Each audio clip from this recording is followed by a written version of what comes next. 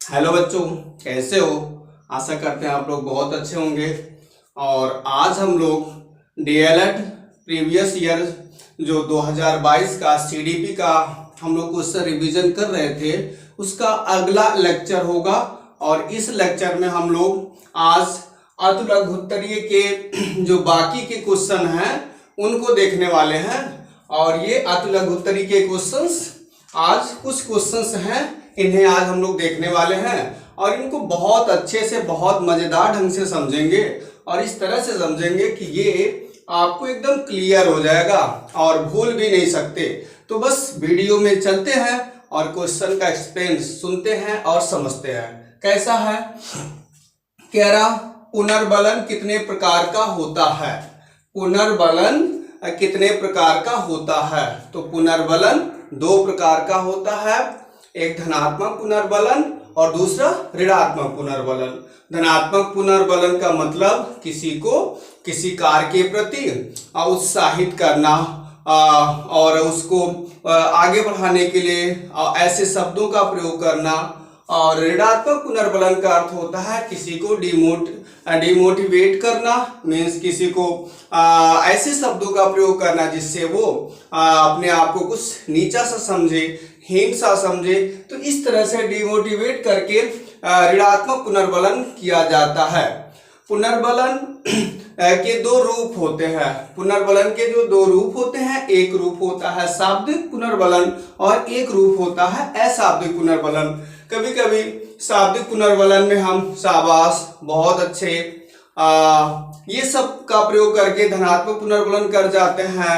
कभी कभी किसी को हम ऐसे शब्दों का प्रयोग कर जाते हैं, किसी को मना कर जाते हैं, किसी को रोक देते हैं, तो इस तरह से ऋणात्मक पुनर्बलन करते हैं। कभी कभी किसी को थंब दिखाते हैं और ये सब करते हैं। ये क्या होता है? विक्टोरी का सिंबल दिखाते हैं। ये अशाब्दिक होते हैं और इनके द्वारा क्या होता है, किसी को धनात्मक पुनर्बलन किया जाता है, मतलब किसी को उत्साहित आगे बढ़ाने का काम किया जाता है। तो पुनर्बलन के ये दो प्रकार हैं।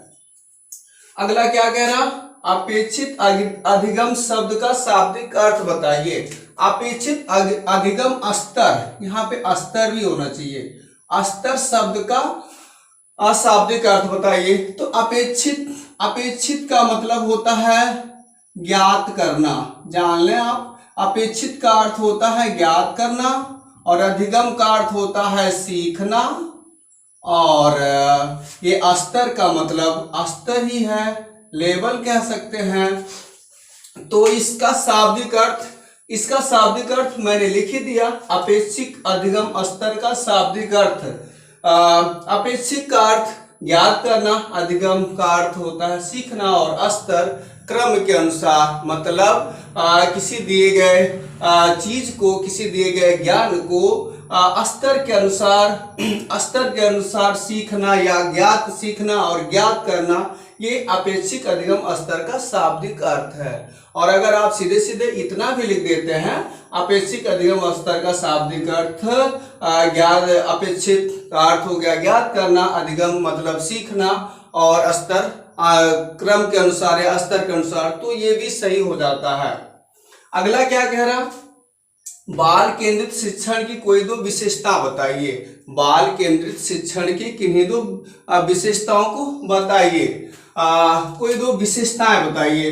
तो बाल केंद्रित शिक्षण की दो विशेषताएं, पहली विशेषता तो यही होती है बाल केंद्रित शिक्षण की कि यह कैसी होती है, कह सकते हैं बाल केंद्रित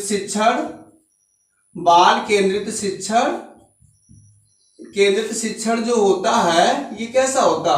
ये होता है मनोवैज्ञानिक होता है। मतलब मनोवैज्ञानिकों के द्वारा ये प्रमाणित किया गया है, लाया गया है। मनोवैज्ञानिकों ने खुद ही बाल केंद्रित शिक्षण का आविष्कार किया था, इसलिए कह सकते हैं बाल केंद्रित शिक्षण की एक विशेषता ये मनोवैज्ञानिक होता है। मतलब ये बच्चों की रुचि, अभिरुचि और उनकी ज्ञान स्तर, उम्र इत्यादि को ध्यान में रखते हुए शिक्षण कार्य को अनुमति देती है। इसलिए कहते हैं कि बाल केंद्रित शिक्षण विधि मनोवैज्ञानिक होता है।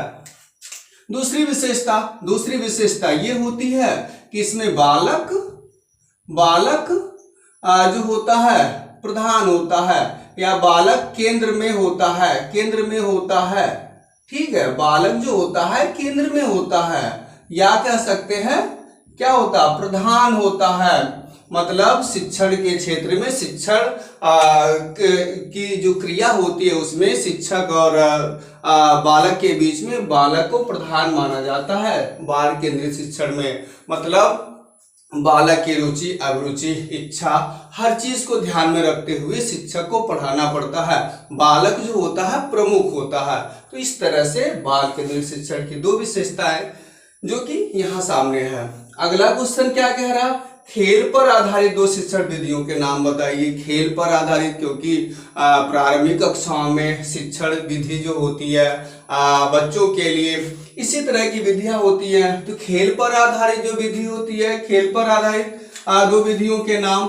तो खेल पर आधारित पहली विधि तो आप कह सकते हैं कि खेल विधि खुद, खेल में खेल विधि खुद जो है कह सकते हैं खेल विधि खुद ऐसे लिख देंगे और लिखेंगे खेल विधि के द्वारा ये बालक सीखता है और यह खेल पर आधारित होता है। दूसरी होती है खेल पर आधारित किंडरगार्टन विधि जो होती है ये भी खेल पर आधारित होती है। किंडरगार्टन विधि जो होती है ये खेल पर ही आधारित होती है। और इस तरह से खेल की दो विधियां हो जाती हैं, खेल विधि और दूसरी किंडरगार्टन विधि।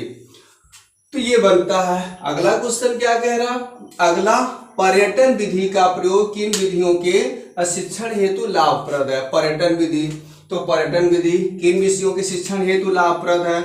आप जानते होंगे इतिहास, क्योंकि पर्यटन से हमें ऐतिहासिक स्थानों को देखने को मिलता है। और भूगोल की सहायता से भूगोल विषय का अध्ययन करने के लिए हमें भौगोलिक स्थान, जलवायु, पर्वत, पहाड़, मिट्टी इत्यादि का अध्ययन करने को मिलता है पर्यटन विधि में, जिसे भूगोल विषय का अध्ययन हो सकता है। इतिहास, भूगोल और विज्ञान, खुद विज्ञान के क्षेत्र में भी पर्यटन विधि उपयोगी होती है। तो आप कह सकते हैं इतिहास, भूगोल, विज्ञान आदि विषयों में पर्यटन विधि शिक्षण हेतु लाभप्रद है, ऐसा कह सकते हैं।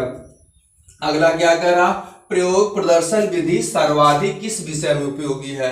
तो प्रयोग किस विषय में किए जाते हैं, विज्ञान एवं अनुसंधान में ही तो होते हैं। तो आप कह सकते हो प्रयोग प्रदर्शन विधि का प्रयोग विज्ञान एवं अनुसंधान विधियों के लिए किया जाता है, या विज्ञान विषय एवं अनुसंधान विषयों में किया जाता है।